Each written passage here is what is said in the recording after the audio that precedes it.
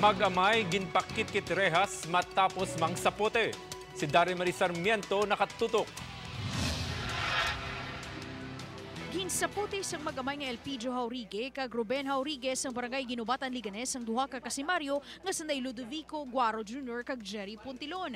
Tuman nga kahulog mo ng gintumod nga rason sang pagpangsapote. Gamit ang 2x2 nga baratiha ginlampusan ni Ruben si Ludovico samtang ang amay naman ni Ruben nga si Elpidio ginlampusan sang botelya si Jerry Puntilon. Muna ipapuli ni sang mga biktima ni halinman sa pistahan dito.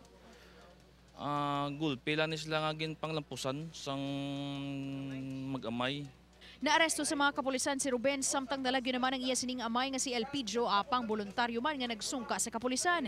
Nakahakot ko sing guwan, sing matilya. Wala na akong kabalo kung sinulampusan ko, ang kontra ko nalagaso, lain pang naigo.